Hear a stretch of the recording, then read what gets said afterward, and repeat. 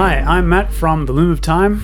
And I'm Shieldsy from Evocatus. And this is the Tomb of Lime podcast, where we'll be exploring heavy metal music and culture.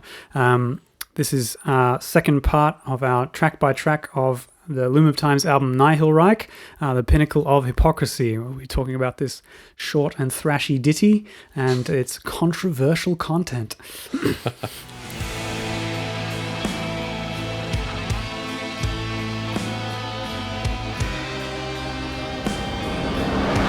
Yeah, so we're talking about the Pinnacle of Hypocrisy.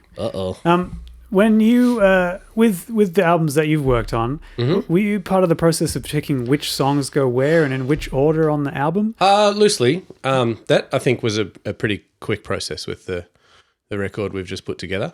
So the record's called Path to Tartarus. And as a kind of like hey, this would be kind of funny if we put Tartarus last, so the record...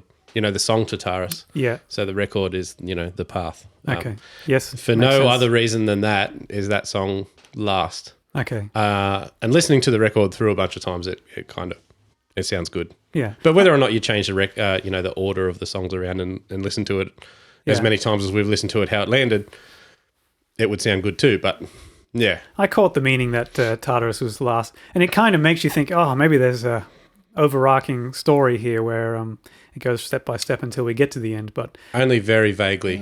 So it's a loosely. Yeah. So yeah. We could drag a meaning and a story and a concept through the whole album, but it delves into like super unrelated territory, and some of the songs are not related to the story at all. But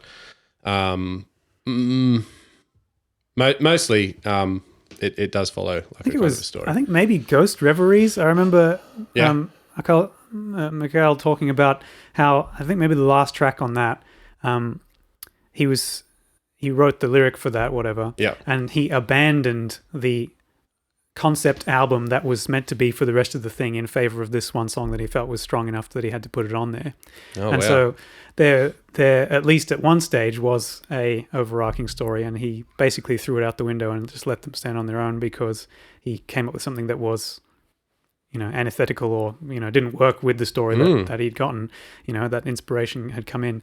But when you think about it, I mean, do concept albums rest on the fact that they are a concept album, or can those songs stand alone? I think for the most part, if you've written it right, they can work without having an overarching. Oh, of course. I mean, if the song is if it's certain song is part of a concept album, and you hear the song from a concept album and the song only without any other, context or correlation to a bigger story, then the songs should be able to stand on their own merit. Yeah. I mean, there are examples of songs like Meshuggah Catch 33 where that it's kind of like one big long track, but it's broken up into one big long song, but it's broken up into a bunch of different tracks. Yeah, yeah. And the tracks seem to change from, like, say, track 2 to track 3, kind of in the middle of what seems to be in the middle of a song. Yeah. Where if you listen to that song by itself, like if you got some sort of mixed playlist or whatever, something from the middle of Catch 33 comes on, and it's like, wow, this is bizarre. Yeah. Okay. What's going on? So I've missed half the song here, but. It doesn't matter. Most of the time, a song from a concept album is just a song. Yeah. And I suppose, concept albums probably become more and more defined over time, because I'm sure at one stage, if it was on a loose theme, that was a concept album. But nowadays, we've got things that are so specific. They're following one character through this and that and so on. So, it's probably a broad enough categorization that it's almost a meaningless category. And like, it's... if you count the theme, the loose theme as a concept for a concept album, there's bands' whole careers that are just one theme, and so you've got a concept career almost. I don't know what you like Gojira. Yeah. Okay. Yeah. Like they're the Clean Up Australia Day metal band from France. Yep. So yeah, when I thought we've come to the second song on the album, it's like, is there a thought process that goes into I think it took me a while to realize growing up that albums weren't just the way they were and that's the only way they could have been. It took listening to people talk about how they ordered the songs on an album for me to realize that there's like a meta art to not just writing a music, but then structuring into the album as a format. I guess the album as a format's falling a little out of vogue these days, but I think that art still has to be there. You have to choose how the songs go for a reason. I think with metal and progressive music in general, I don't think the album itself will ever fade away. No, it'll never be redundant. No. I know in a lot of popular music and stuff, it's like single after single after single, or even if you can call it an EP or whatever, but it's just about like, hey, I made a song, boom, put it out. People can buy it. And also, if that's a commercial choice that people are trying to reach there are people making music that do not make commercial considerations. So they're not going to abandon whatever the format of the art that they prefer is going to be. For sure. So no, I don't think it'll ever die. It's not like, TV serials destroyed cinema or anything. Or not at all. No. So no, there'll always be a place for it. And I have to admit, I like listening to albums as an album. Same. Yeah, I think maybe part of it is because knowing that there's that kind of artistry to putting a collection of songs together, and that they tend to have a theme in that regard. Yeah, that's right. I remember actually, while we're on the theme of songs being in a certain order, I remember in the very early days in my musical journey, and I'd listen to Lateralis by Tool. Yep. And there was a point in time where the copy that I had, the songs were all out of order. Okay. And I think the way they were arranged on the CD that I had, and this was completely pirated CD, which is probably why it happened. Yep. But all the songs were in alphabetical order. Okay. And I listened to that record so much that that was the way the album went to me, and it sounded right. Like it didn't sound wrong, for sure. It was just lucky that the couple of songs that are tied together, like Parabole and Parabola, were still in the correct order. Alphabetical order. So that was always and such a strong transition from one song to the next. But the rest of them weren't really tied to the next song or the previous song, so it didn't matter. When I figured out that there was a correct order that wasn't alphabetical order, I listened to it and went, this is weird. And I'm so used to listening to it the other way that it just sounded so foreign. But eventually, it came good, and it would be weird, kind of nostalgic, I suppose, to listen to it in the alphabetical order now. But I think there's some fan theory that you can play the songs in a different order again for it to sound good. Okay, It might be loosely based around Fibonacci sequence. Okay. I think people just trying to be funny. Yeah. I mean, I know that there was concept stuff about that. Was it the track Lateralis? Was it a couple of them? Specifically, the track Lateralis has that, that time signature and was more syllable count per line. Mm-hmm. Anyway, track ordering's a super interesting thing that, So do you think, reflecting on that they made the right decisions in the way that they ordered it, and sure, feels like right now? Do you think, or do you think it doesn't make a huge difference? No, the experience that I had where I'd been listening to it incorrectly for so long, and it didn't matter, and then I heard it the right order, and it sounded weird, and then I eventually got used to it. And I guess in hindsight, it doesn't matter. Like if the songs don't flow on from one to the next, like in Catch 33. In that case, it didn't matter.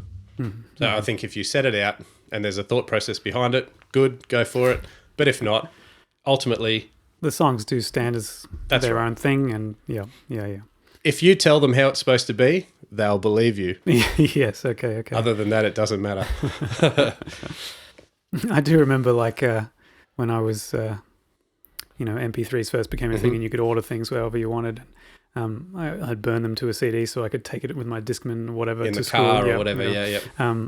And if I'd downloaded an album and then there were a couple of extra songs by that band that I had, and I just wanted to stick them all on the same CD, at some point my brain's like, no, the last track on the album is supposed to be the ending track, so you can't put these extra songs after it, it'd ruin the album experience. So I would have like tracks 1 through 9, then 3 random songs from their discography, and then the track number 10 from their album. That's how I listen to it. And I realized now that was really dumb. And that you could finish at track number 10, 1 through 10, and go, all right, that's it. I've experienced the album the way it was meant to be, and now I can also listen to some other stuff. Yes, yeah. But what possessed me to do that? I thought I was being smart, maybe, but I realized that no, it often broke the album to do it that way.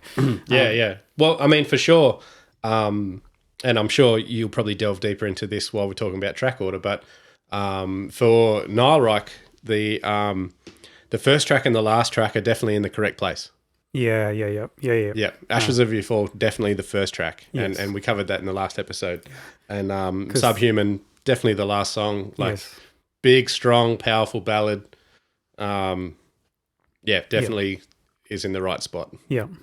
But there's some other stuff in the middle that happens that may not matter as much. Yeah, if you mixed some of these songs around, I guess to me it wouldn't matter too much. I like where Cries of the Week is third. Yeah, but I think the second track could have been anywhere or any of the other tracks. Yeah, that mention Cries of the Week being third. I think there's a phenomenon going there as well. Yeah, where it seems that if you've got another ballad on the album, it should go about a third of the way through, or third track, or somewhere around there. Ballad. Loosely put. Yeah, loosely put. Like if I look back on the rock albums of yesteryear, and they've got 2 ballads on there. One of them would be last, and one of them would be in the vicinity third, Yep. I'm sure you could. What do we got? There's other examples like Unforgiven in the Metallica Black album. I'll just grab a stack of Dream Theater albums here. Here we go, and we'll see how we go. Ballad after ballad after ballad. Okay.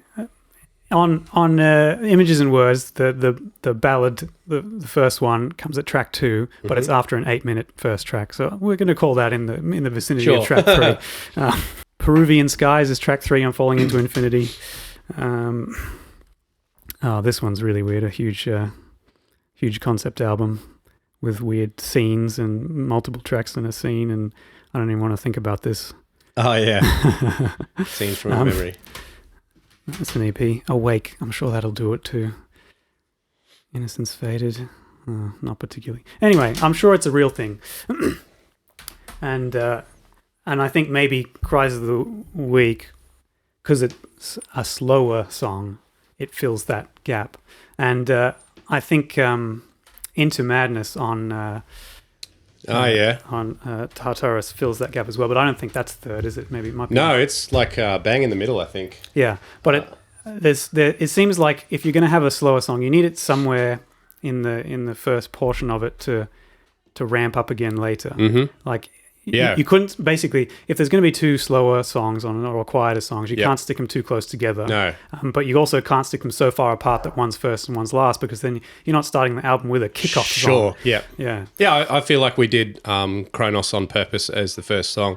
Like, it's got a huge, big, drum fill to open the whole record. And, a drum fill followed by a big roar into, riff after riff. It's pretty full on. And then, we've got a single, Centurion, flow into that. And then Bane, it's like where we typically have the rule of the ballad, but it's just another kind of epic banger. I suppose you had a lot of epic bangers to fit in there. But like you say, Into Madness is kind of melancholy. It's a little slower. Yeah. So that, not it kind of made it into it broke up the record. Yes. For sure. Yeah.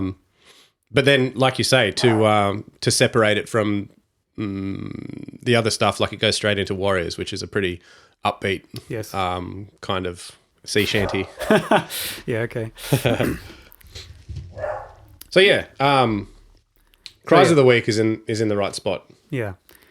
So I think Pinnacle of Hypocrisy, because I was writing these just as I felt like as I went along, in order. I think because track 1 had been pretty long and had been kind of mid-paced, that I was like, all right, I need to write something a bit faster and probably a bit shorter to counteract it. So it's almost like there's a balance even in just the 2 tracks. And probably by the end of this track, I'd gone, all right, how do I balance this out more for the next one? So it's an even slower one. So we've got a fast one, a slow one, and a mid-pace one by track 3. There's balance again, you know? So it's like each time I add something on, it can't be to ruin the flow, or I guess, or something like that. Yeah. Ruin the balance of the album. But, you know, I guess that's another place where your artistry can take over and you can sort of play with people's expectations and defy them sometimes. And sometimes it's cool to, where you think things would slow down, to go from strength to strength and just... Going, there's a ballad coming up. Wrong! Exactly. And then you slap them with the epic death metal or whatever it might be. Yeah. But so this one definitely had to be a balance to that first song. So it had to be faster, had to be shorter.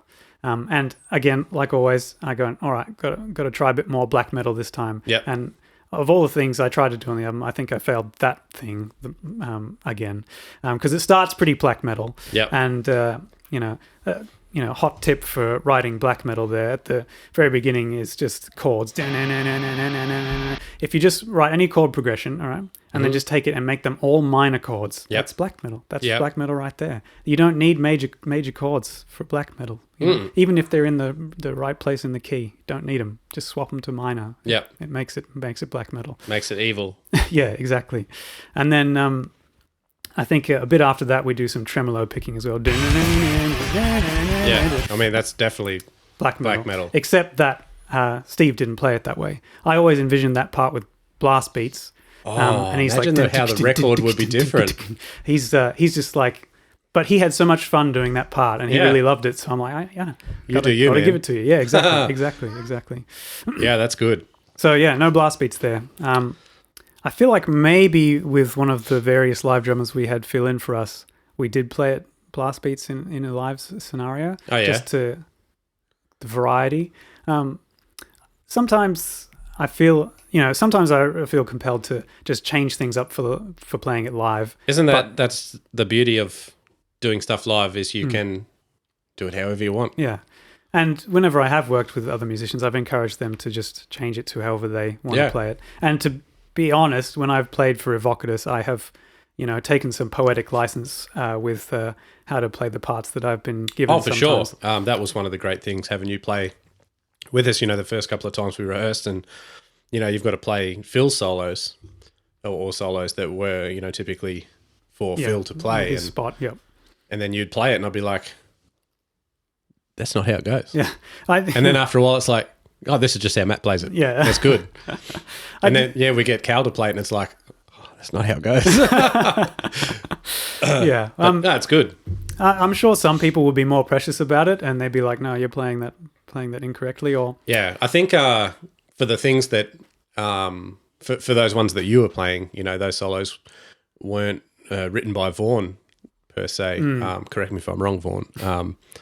But they were left for Phil to write and play, and then if he's not there to defend that, then it's all yours. Yeah, so that's okay. Yeah, I suppose when it comes to lead and solos, it's an opportunity just to for sure express yourself, and as long as you're not like mucking with the rhythm section, I suppose, as it were, and just or doing something totally random, like some like Adam Jones noises, or like making your guitar sound like a whale. Or I mean, at least without doing it in rehearsal once, just spring it on you in the live show. Yeah, but no.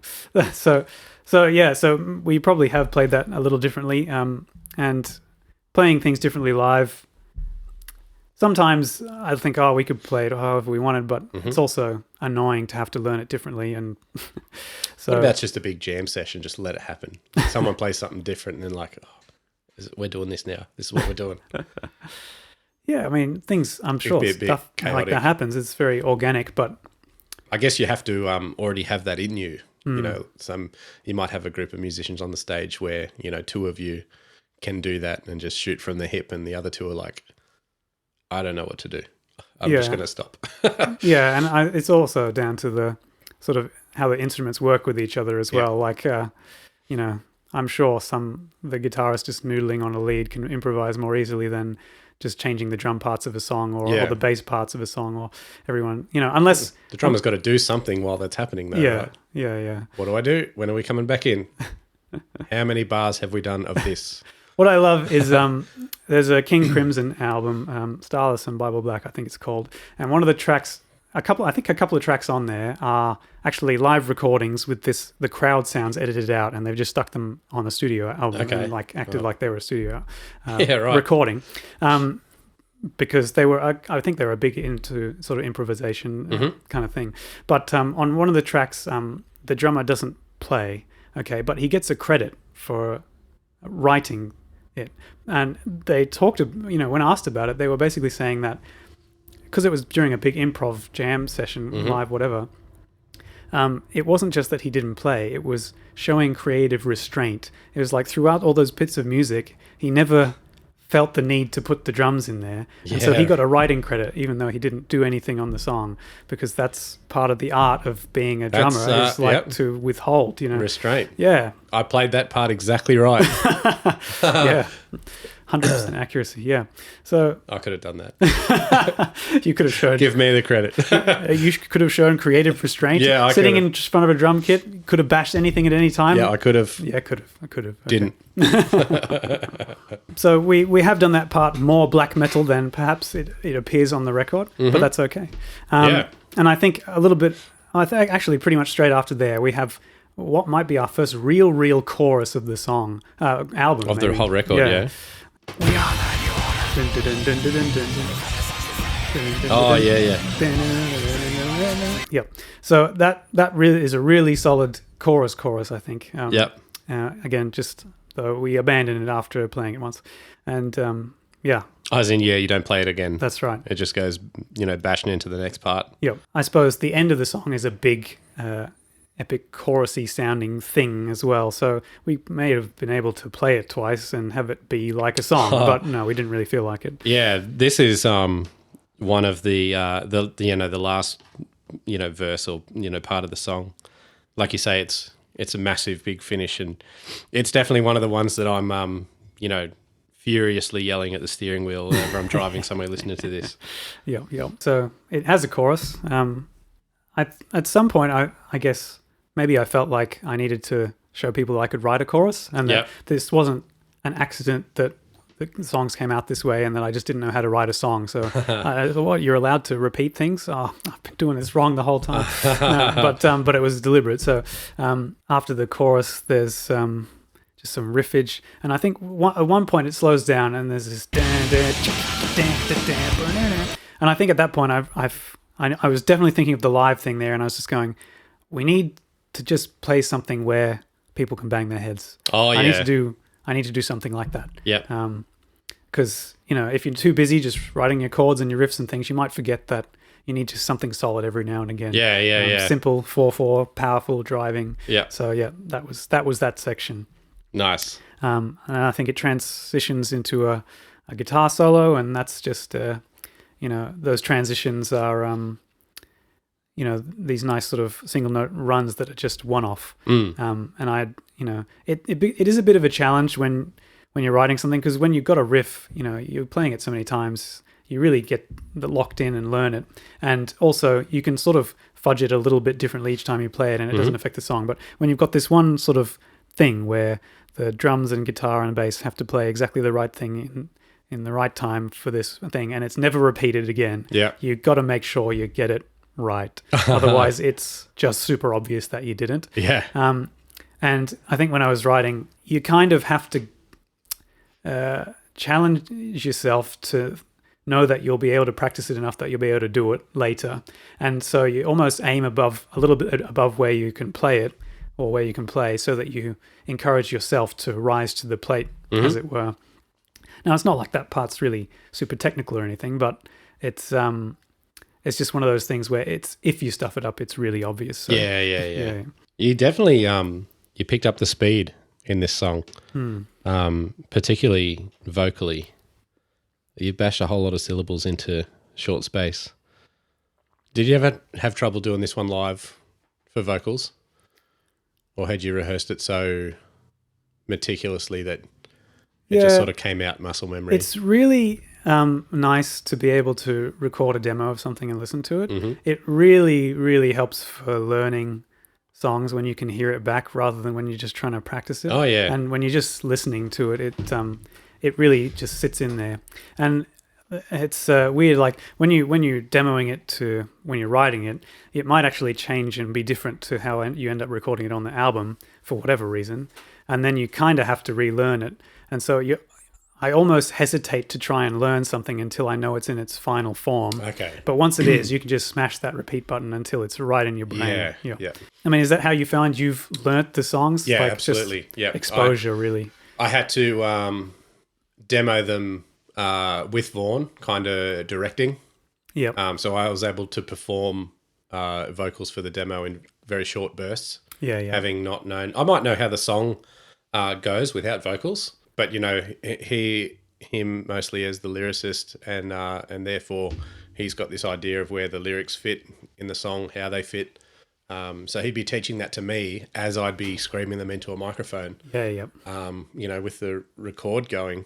Then we've got like the basis of the song structure laid out, and only then having a very rough mix, and then having that as a demo for me to listen to in the car driving to work, and that's how I learn the songs. That's how I've learned any song, is just like repetition, repeat, cramming. Yeah. But yeah, I mean, when you look at all the music that you know the lyrics to, that's how you learn those things as well. That's right. It's not like you're sitting there with the writing in front of you or trying to go, okay, no. But yeah. That's only the very beginning. Yeah. And I don't know how the song goes at that point. Yeah. He's like... Were there any times where you'd done those demos and then it had changed by the time you finalized it? Yeah, for sure. Even right down to the very last in the studio recording the real thing. Okay. And I've done the demo like this, and I've been rehearsing like this, and this is how it goes. And Vaughn's like, that's not how it goes. Okay. And and was that oversight or he changed it? I don't know. Whatever Okay. it was. Yeah, okay. But I've recorded it, and Vaughn's like, yeah, that was really good, but that's not how it goes. And me and Ryan are looking at each other going, oh, man. Okay. So then I have to, spend the next 10 minutes trying to nail that line that's out by, a beat or half a beat to what I'd rehearsed. That might even be really annoying to have to second guess and I had overthink. Yeah, for sure. We pressed on and did it the way it was intended. And now when I think back on that and try and remember how it was before, I can't do it. Yeah. I think I was trying to explain this to someone else, last week, and it must have been a song. Oh, it was on the song Tataris. It's a part in that, and it was just different from what I'd learnt to what we recorded, and I was trying to explain to the guy I was talking to. I was going to try and give him a demonstration of what it used to be, and I couldn't even remember it. Yep. So the story was out the window. Yeah. It's like muscle memory. Yeah. Yeah. I remember learning guitar and learning piano as well. You get something up to a certain speed, and then you're having struggles with it. So you try and slow it down, and you're way worse playing it slowly because you've forgotten how to play it slow. Yeah. You just know how your fingers do it. Yeah. And then to try at normal speed. That's right. And then you've got to kind of unlearn and relearn. And yeah, it's part of the process, I think, of learning anything. If you want to learn something really well, in all its facets, you got to rehearse. Yeah. And in different situations, slower, faster, this way and that way, and yeah. But I probably. Maybe I did cram a few lyrics in there a little harder than I probably should have. And it's possible that if I had written the song now that I would have arranged it differently and perhaps just had a separate vocal line delivering the second thing or whatever. But because my mission was just to be the vocalist and to do it live, that was not an option.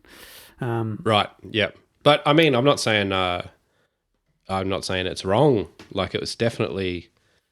it's definitely great performance. It's not like we're getting to the bounds of human lyrical delivery speed here. It's just it's not Archspire, but it's if I'm honest, I haven't read these lyrics before. I've only just listened to the song, and for whatever I'm hearing is what the lyrics are. But now that I'm reading it, it's like, oh man, a few syllables. That's a lot of syllables bashing out there. But yeah, so after we've played this guitar solo, there's a part where it's a very slow build up to the final stretch.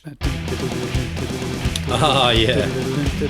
And it seems to I think it sort of comes out of nowhere because it stops and then it does that. Yeah, and it builds up and comes into something else. It was a leaf I took from an Absu album there, American black metal band, very progressive. I'm impressed that they can be so progressive in the way that they do things, but still sound like black metal. Sure. A lot of times, see, that's where I think I fail at that thing. And if that was my mission, I didn't do so well because when I get progressive, I go off into other genres rather than trying to be creative within that space. I just rack off. Yeah. But they do obviously they do it differently, and it's a totally different song. And they go into a verse. They have verses, I don't really, and so on. But that idea of build-ups like that, usually that you put them at the start of a song to begin it or something. Yeah. But to have a stop and then do it, and then in the middle of a song, I think it was just it's kind of creative to do it that way, and it plays with people's expectations. Sure. Yeah. And I think if I was going to call the thing that I do in that song differently to the other songs, that's that part. That build up, because I don't think it's a technique that really comes in that form anywhere else that I've done anyway. The build up also it gives there's parts where the rhythm guitar sort of drop out and just play some open chords, and the bass takes over with the rhythm part. There's and so that's one of those spots where you give the bass a moment to shine, and people get to hear it, and how it fits in the frequency range and so on. So that was a nice spot to put that. And then at the end of that, we're playing these big open chords, and then the drum to the fills in between. So we've also got an area for the drums to shine there as well, where they just hit these chords before that final stretch. Yes. And the drums get their fills. So the bass has had its spot, the guitar solos before that. We've got drums doing its big fills. It's all got those components in there where everything gets a chance to shine and you get to hear them in their element. So it's all very big. Yeah. And yes, the ending. Big endings, I think, is something that I must have realized I wanted to be part of the Loom sound by the time I'd written this second song, because the first song, it's got quite an extended rhythm-y kind of ending. I guess it's big, but it's not big. Sure. And then it ends with just some light notes ding, ding, ding, ringing out in the end of the first song, right? So it's not a big ending in the same way that this song is.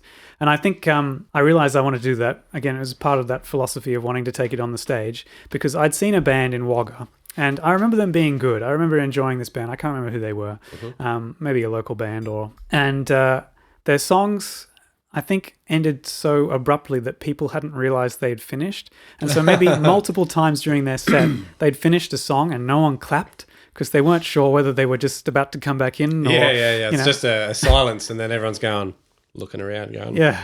And I think the guy, the front man, had realized this, because I think part of his banter was like, one day we'll write endings to these songs. Yeah. But I guess I wanted to leave absolutely no doubt in a person's mind that the song had really ended with Loom. So the big ending is it's not really important, I'd say, as much for just an album song, a recorded song, but for a live song, it feels like it's more important.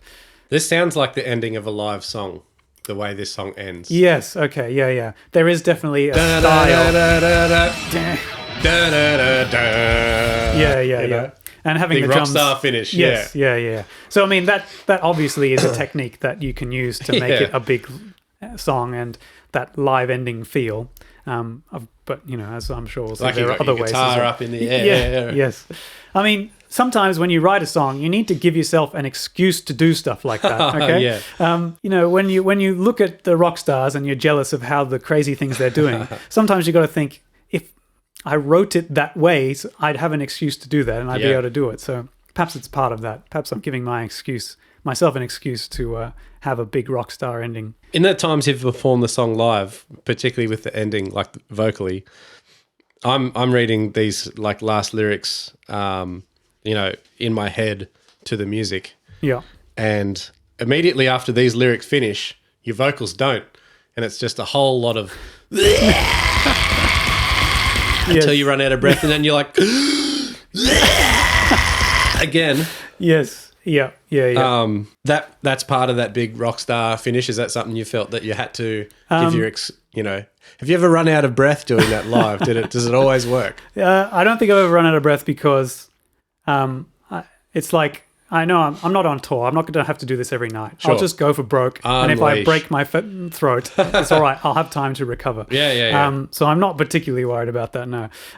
But yeah, there's something about the punk attitude of black metal that's got those screams in it. Yeah, and it for no reason. I think it maybe takes away from how epic it is in a way. It's not like a reverent thing to do. It's a very in-your-face, it's got attitude to it. Yeah. And it might take people out of the moment in a way, but it's I think it adds character in a lot of ways. Oh, for sure. And I think that was one of the ways that we play with people's expectations. I'm not afraid to just throw away all the epic that we've built up for the sake of just some attitude, Yeah. And I guess it's part of not being precious about anything, right? Right. Not being precious about the genre or the song, or, I guess when you're writing like this, you can't be precious about your riffs either, because, it's like, oh, I've written a really cool riff. I'll have to play it 16 times so everyone realizes how awesome it is. Yeah. But no, at some point you just got to go, nah, once is enough, sadly, but, and luckily in today's world, you can just rewind and listen to the song again. Oh, yeah, for sure. If you want to hear a riff again. So. But yeah, definitely not too precious with the genre. I mean, you've delved into the black metal there, and then definitely that last part of the song that we've been talking about. It's big. It's a big finish, but it's a big rock and roll finish, and with lots of like black metal vocals. Yeah. I mean, if you weren't like screeching at the end there, you'd be going, yeah, Yeah.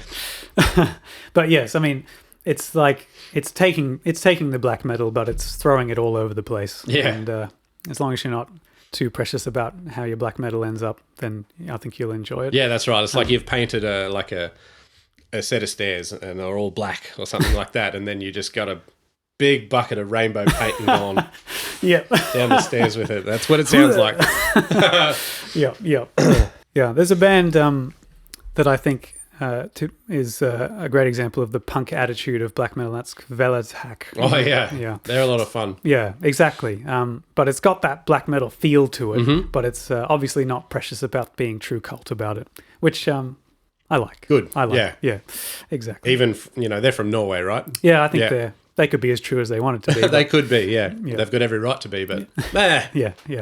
We want to make music sounds like this. Yeah. You said you never sat down and read the lyrics. I had a rough idea of what they were because I'm always screaming them at the windscreen. But like anything, like any metal, when you haven't read the lyrics and you think you know them, you're just vocalizing what you think you can hear. Yeah. I think when people have picked up in interviews or whatever, or when they've asked me and they've spoken about the controversial nature of our lyrics, I have a feeling this song might contain some of the things that they're talking about. Yes. So we might have to address those in some regard. But I think this is actually a good lyric in that it does sort of what I set out to do with this album, which was to critique a lot of people's base feelings and beliefs. And I think this one does it well because it does lots of different ones at the same time from different angles. So the way I think about this one is that it's sort of written from the point of a nihilist. So that's, nothing matters, no meaning. And it's critiquing someone who is sort of secularist or atheist or humanist or something for acting like they're religious. So because the nihilism here is just so horrendous and horrible, and it says some terrible, terrible things, I think people go, oh, well, nihilism can't be right. But also because it's using it to critique religion and atheism at the same time by comparing them and contrasting them and criticizing people for acting one way and thinking when they say they think another way and so on. It's almost like it's trying to offend every point of view that you could possibly have in one way or another. So in that regard, I think it's a success in my mission to just annoy people, because no one's safe from it. I think this is also, part of the beginning of where I sort of critique science in a way. I should note, though, that like a lot of the lyrics, they're not necessarily something I believe is true. Of course, I think if you read a few sentences in here and you think that I think this is true, then it's all wrong. Yeah, you're all wrong. See, when I wrote it, I thought, there's no way anyone could think that I could think something like that, because that's just horrendously terrible, right? Well, unless they don't know you. Yeah. Well, no, I thought maybe they'd think that no one could think that way. But that's a stretch. Especially now, I think. I think if you've got people that you don't agree with, then it's almost like you're inclined to believe that they could think anything, because they're the opposite of what I do. And I would hope that people don't think that this is written from an authentic point of view. Again, it's more of a mirror to help people critique and contrast their own points of view. And when it comes to the science side of it, I would call myself a man of science. Sure. I you have studied some kind of degree in science, right? Exactly. Yeah, I studied the sciences going through school, and I went on to do a degree in science. And now in the work that I do, if I step out of the bounds of the evidence base of the thing that I'm working in, I'm liable. I can go to prison if I do something outside of the evidence base. So I have to have a very solid respect for it. Sure. But the thing is, I think one of the things that the science and the scientific method and the way that we critical thinking, is that nothing should be above criticism, including the thing that told us that nothing should be above criticism. And so, I think maybe some people might feel that being critical of science in a climate where there are really people out there who are really failing to understand it and being honestly critical of it is maybe in poor taste, but I think we've always got to have people like me to play the devil's advocate. It was Gandhi, right? Right. I'm not confident he's just an amazing religious figure that he will be portrayed as sometimes. I think he has some issues here and there in his history. I'm not really sure, but I do remember that he came under fire for criticizing the Quran at some point, and his response was, "True scripture only benefits from criticism." Every true scripture only gains by criticism. After all, we have no other guide but our reason to tell us what may be regarded as revealed, and what may not be. Mahatma Gandhi. Right. And I thought that was really smart. Yeah. Because when you criticize something and it stands up to it, it becomes stronger. Sure. So I don't feel bad about taking some issues with the philosophy of science. If anything, if it can stand up to it, and I think we're confident that it can, then we can assume that it'll be stronger for it. To criticize criticisms or to criticize something is part of science itself anyway. Exactly. For sure. Exactly. The scientific method wouldn't be what it is without criticism. Exactly. And second guessing and another perspective. Yeah. But yeah, and so I think it was important to remind people that you're also allowed to criticize. Absolutely. The very base of the things that have helped you come to where you are, or whatever. So there's a mention of science. Science has shown us the way, fundamentally worth no more than the atoms of which we are made. Very nihilistic, very, and there's some utilitarian kind of points of view here. What do we got? We'll get to this controversial part. the lyric here is, and I'm not going to try and monetize these videos, but I'm sure if I say this that it will get demonetized. Is rape is the answer to genetic variation. Murder is the answer to overpopulation. Obviously, I don't think rape is the answer to. It's rape is bad. Let's just put it like that. Yes. Okay. Let's not be around the bush there. Let's leave no doubt here. Yep. These are terrible utilitarian view of human evolution. Not necessarily your views. No. You're just telling the story. Yeah, and it's the case, I think, that human history is full of rape and murder, and that in fact, we may not be here in the way that we are alive today if our ancestors weren't rapers and murderers. Sure. But I'm hoping that in this song they'll realize that just because something in the past has led to the way things are now doesn't necessarily mean that that is a good way to do things. A good path to continue. Exactly. And also I wanted to show that, I guess, morally abhorrent and scientifically defensible aren't mutually exclusive. No, that's right.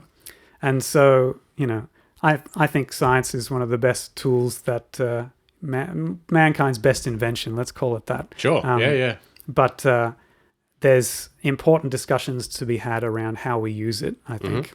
And so that's kind of where I'm going with some of those things as well. Yeah. Yeah, it seems there's lots of stuff in there that seems obvious in the lyrics now, that it's about a nihilist criticizing an atheist for acting like a theist, and in that way criticizing all three of those points of view in some way or another. And because it's like that, I think if you come into that song with one of those points of view, you'll be offended, because you'll pick out the pieces that you don't like and you'll think they're targeting you. Even though the rest of the song might be agreeing with you in some way. Yeah. And I think that's just how people are.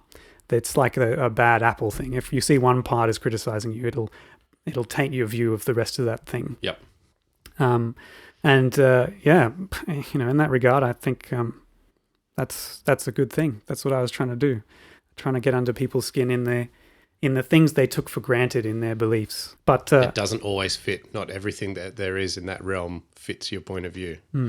There'll always be something that's going to irk you a little bit. Yeah, and that it's a healthy exercise to review even the things you take most for granted in your beliefs. Because the criticisms of your own views. Yeah.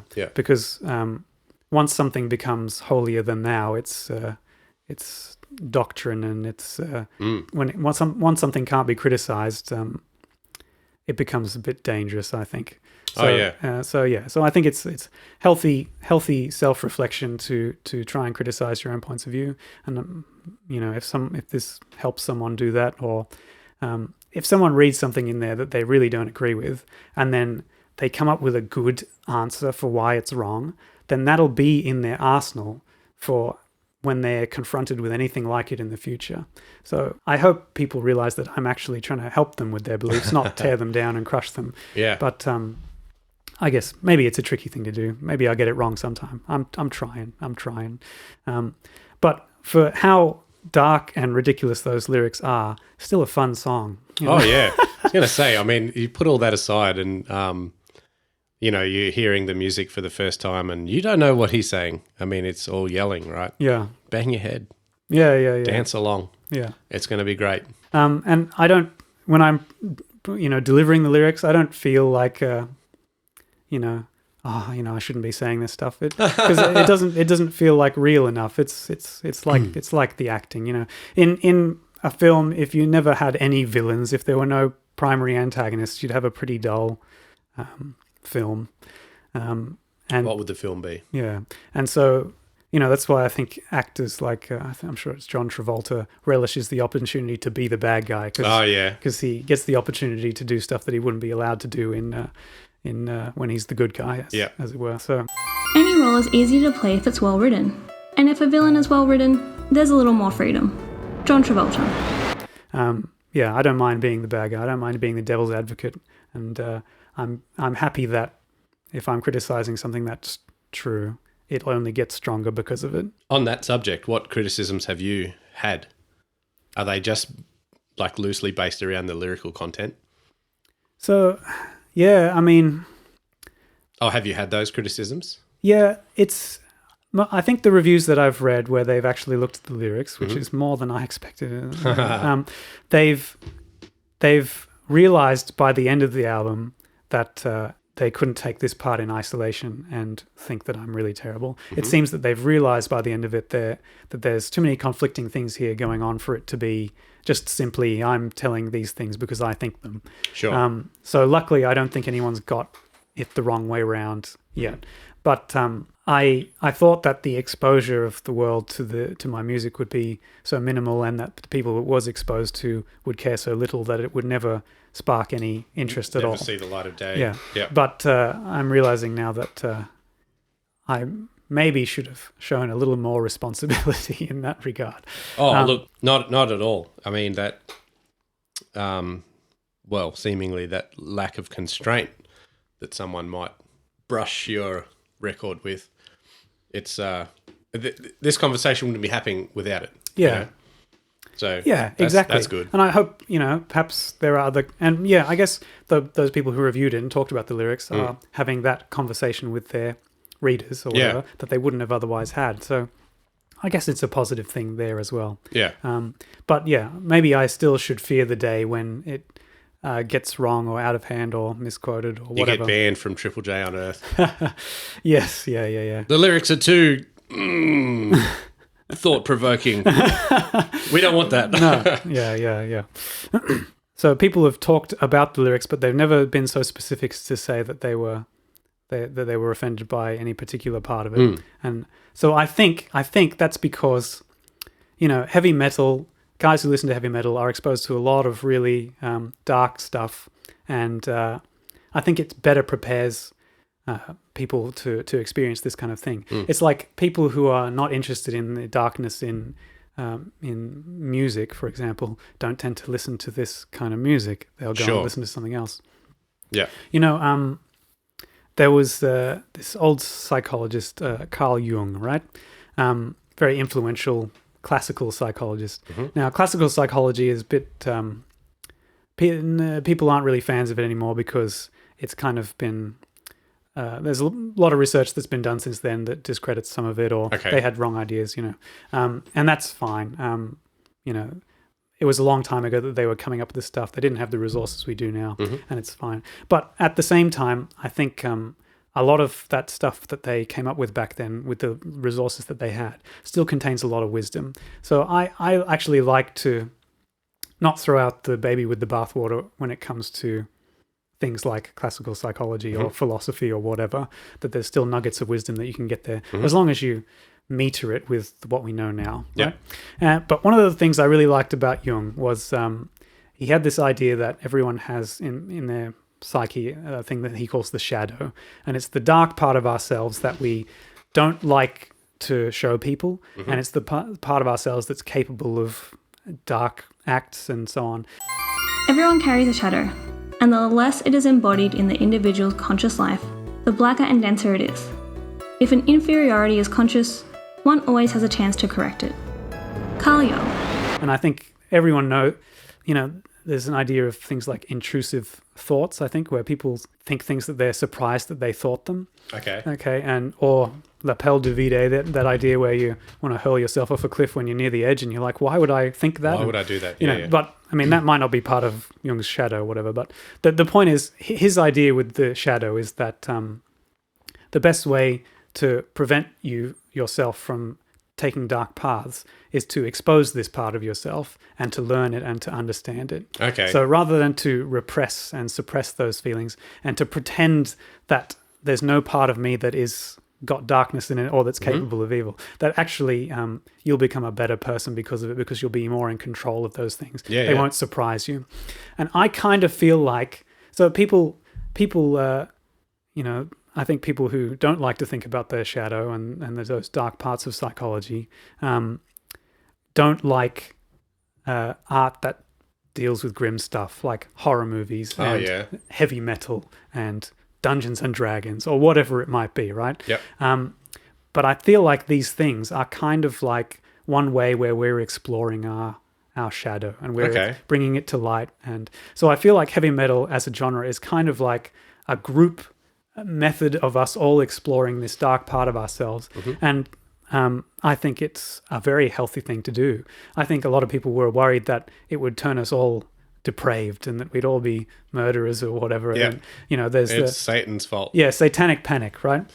But, I mean, you and I standing here today, I think we know, anecdotal evidence from experience that metalheads don't tend to be like that. They tend to be very measured and reasonable people.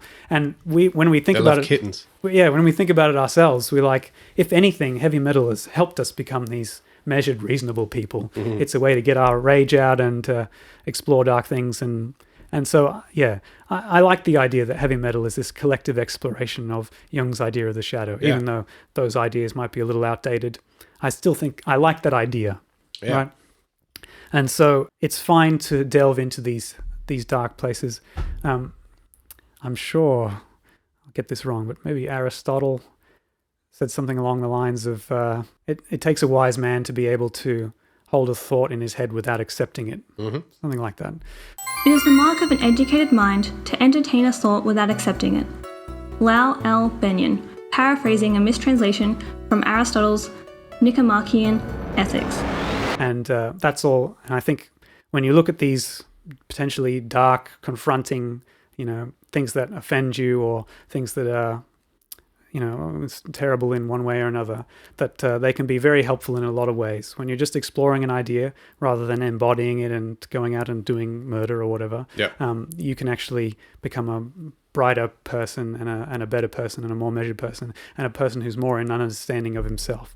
That might be a very deep way of looking at heavy metal, and I'm sure a lot of people are just like, yeah, bang my head, yeah. But I think it's got to be an element to it where people are attracted to this darkness and they're not the depraved individuals we think they are. This exploration of that helps them in that way. And so, yeah, I like the idea that even that we can explore these very dark places and that we can come out the better for it. Chicken and the egg. So, yeah. Do these, measured and articulate and level-headed people listen to metal because of that, or is it the other way around? Good question. A little of both, yeah, perhaps? Might be a bit of a feedback loop. Yeah. I suppose the right things have got to come along at the right time for people, and I think it would be hard to say that people aren't influenced by the music they listen to. Sure. When you think about your music collection, I think it might be a good exercise for anyone is to think about their music collection and think about how much of it is something that resonates with them and they agree with. Obviously, I think most people would say it is. What does that say about a person then, that they're collecting music of stuff they agree with? Is it kind of like, is that a little bit, people talk about their echo chambers where they only go and hang out with people that agree with them because they don't want to be challenged. Is it kind of like that in their musical tastes as well? I think in heavy metal, least so, because heavy metal, in a lot of ways, in its extremities and the way it's come in the genres and so on, is not particularly natural sounding. And I think it's very far departed from our traditional attitudes and ideas of what music is like for the last 1,000 years or whatever. Yep. So you have to be a little bit inclined to this kind of thing to come to it in the first place. I would hope then that NihilReich is one of those things that people can stick in their collection and not have it just be, patting themselves on the back and stroking their own ego. That idea of surrounding yourself with stuff that you agree with is fine, as long as you also sometimes take the time to go out and try things that you don't agree with. I think it sounds like a healthy thing to do to me. And I hope that NihilReich, if you can put that in your collection, is going to be a piece of that puzzle. It's stretching and breaking out of the normal comfortable zone that you lived in before. Something like that. Do you think NihilReich in a collection is a bit of a stretch of the comfort zone, say, for your mum and dad? Yeah, I don't. I think on a personal note, I think my mum and dad are proud of my musical endeavors. But I'm not sure how deep they go into. Not particularly their cup of tea. No, not at all. They haven't challenged their own morals by delving into your lyrical probably content. Not. My grandma, God bless her. When I released the album and she was like, she's like super proud and whatever. Yeah. She's like, you're up near Tamworth. You should go and give your album to, Keith Urban. So good. She's like, so she thought, yep. You're going all the way to Nashville. Yep. Good. So I'll get my 10-gallon hat and I'll hit the stage with... That would be incredible. Have you ever been to... No. Okay, so I found myself there one time. Yeah, so for those who don't know, we're about an hour or so away from the country music capital of Australia. That's right. Tamworth, and they have a big festival every year. Enormous festival. Yeah, and we're going to hear, they have a famous guitar-shaped pool there, and it's great. Anyway, so I found myself in Tamworth during the festival. It goes for a week or two or something like that. I was up there for something completely unrelated to the festival, but it was on. We walked down the main street, and, they close the streets down for traffic, and you can walk down there, and it's a big deal. And it's a big deal. There's bands or artists set up at shop fronts, like busking kind of set up, but you've kind of, it's more of a gig than a busking setup. You've got to have you've either got to be invited or make a booking or something like that. I'm going to play out the front of, Just Cuts in the 1 to 3 o'clock slot on Saturday. Yeah, okay. And you have your power coming out of the shop, and you just set up out the front. And you've got a little sign saying who you are and blah blah blah. And so I was walking in amongst all through these bands and solo artists and whatnot, and I thought to myself, man, because it was diverse too. I mean, it's all loosely country music, right? Yeah, but it might be vaguely old. There are, like metal, a whole bunch of subgenres of country music. Yeah. So and I could see that as not someone who's familiar. Yeah, it's country and western. Sure, both kinds of music.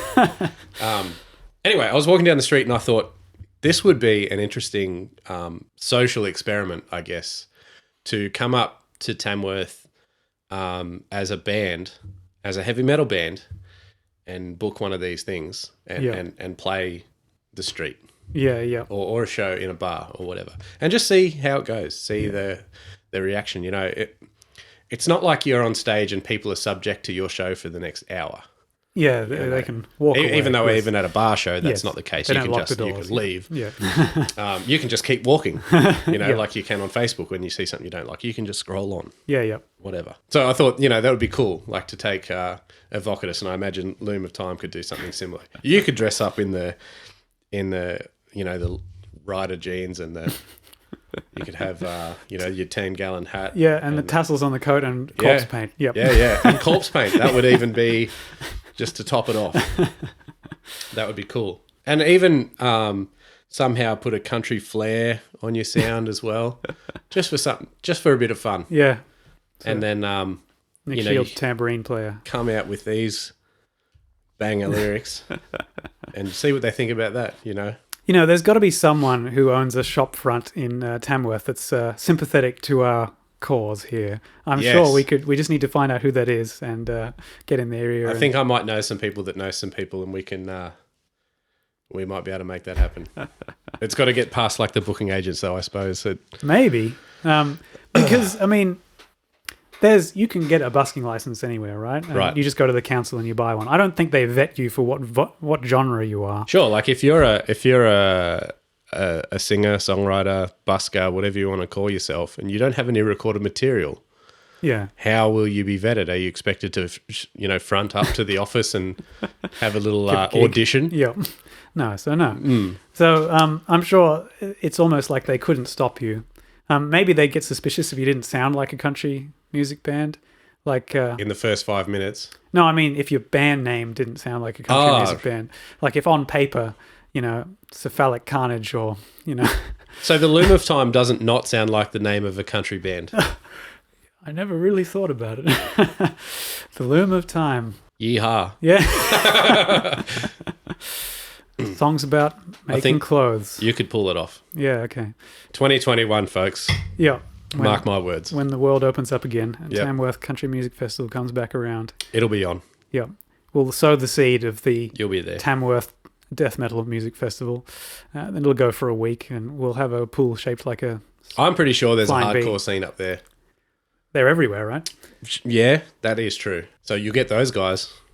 If you well enough advertise you're going, you may have to go in with a different name because I think you already have recorded music. And if you're a booking agent taking an application for such an event, you'd probably just Google it. Yeah, but if you're not, this is a silly thought experiment, but if you're not going to the booking agent, you've got a shop owner who likes heavy metal, and you just go to the council and say, I want a busker's license. They're not going to check nothing. No, that's true. And as long as you're like, well, we don't expect to get paid for this thing, As far as the festival's concerned, I'm not sure how that works. Yeah, maybe. Because you'd have to do it at the festival for the best effect. Yeah. Right? Okay. Surround yourself with in this you think culture. the country music police are checking checking to make sure that there's no two acts are going to be too close together on the street. I'd like to think so. Otherwise, something like this would have already happened. There would have been some hip-hop group or something going on up there. And, you know, they'd get 3 minutes into the first song and someone would go, hey, get out. Yeah, I'd like to see a hardcore band getting a crowd killing outside the shoe store. Oh, or yeah. Outside Payless really going off at Payless shoes right now. Yeah.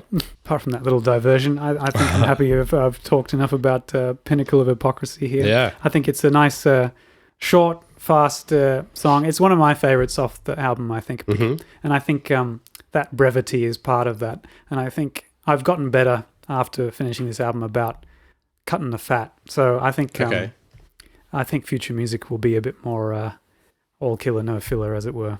Yeah. So, yeah, that's a lesson I learned there. We also got the big ending as well, which I think I work out how to do that a few different ways as the album goes on.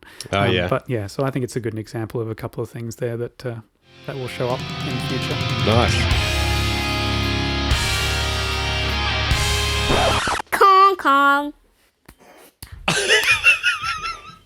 Come on. Microphone. Beagle. I was going to eat a piece of... Is that for you? Are you allowed to have that? He helped himself to some chocolate. He reached in here and he goes, "That's my big bit." Oh.